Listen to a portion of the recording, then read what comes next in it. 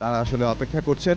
সেখানে আপনারা দেখতে পাচ্ছি পরিবারের সদস্যরা দরজায় দাঁড়িয়ে তারা অপেক্ষা করছেন বিএনপির ভারপ্রাপ্ত চেয়ারম্যান জনাব তারেক রহমান তাকে স্বাগত জানানোর জন্য।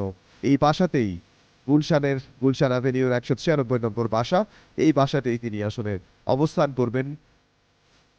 সেখানে তাকে স্বাগত জানানোর জন্য পরিবারের সদস্য যারা রয়েছেন তারা আসলে সেখানে দাঁড়িয়ে আছেন, দরজার কাছে দাঁড়িয়ে আছেন। আমরা দেখতে পাচ্ছি সেই বাসার সামনে ঘুরে তাকে বহনকারী বিএনপির ভারপ্রাপ্ত চেয়ারম্যান জনাব তারেক রহমান তাকে বহনকারী যে বাসটি, সেই বাসটি এই মুহূর্তে সেই বাসার সামনে এসে পৌঁছেছে।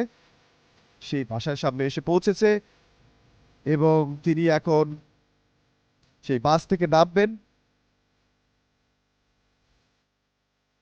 সেই বাস থেকে নেমে তিনি এই বাসায় অবস্থান করবেন। তিনি কৃতজ্ঞতা জানিয়েছেন, তিনি ধন্যবাদ জানিয়েছেন বাংলাদেশের আপামর জনতাকে, বাংলাদেশের মানুষকে, যারা তাকে স্বাগত জানাতে, যারা তাকে অভ্যর্থনা জানাতে, যারা তাকে এক নজর দেখার জন্য যারা এসে উপস্থিত হয়েছিলেন তাদেরকে অভিবাদন জানিয়েছেন। তিনি হাত নেড়ে তাদেরকে অভিবাদন জানিয়েছেন, তাদের অভিবাদনের জবাব দিয়েছেন।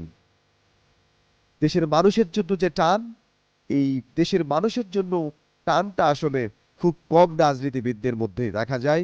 আমরা দেখেছি 2001 সালে যখন তিনি তার মা বিএনপি চেয়ারপারসন বেগম খালেদা জিয়ার নির্বাচনী প্রচারণায় যখন তিনি অংশ নিয়েছিলেন, তখন আমরা দেখেছি জনাব তারেক রহমান তিনি নেতাকর্মীদের মাঝে কর্মী বান্ধব একজন নেতা হিসেবে নিজেকে প্রতিষ্ঠিত করেন এবং সুখ্যাতি অর্জন করেন এবং তিনি তরুণ প্রজন্মকে সুসংগঠিত করার যে কাজ, সেই কাজটি তিনি করেছিলেন।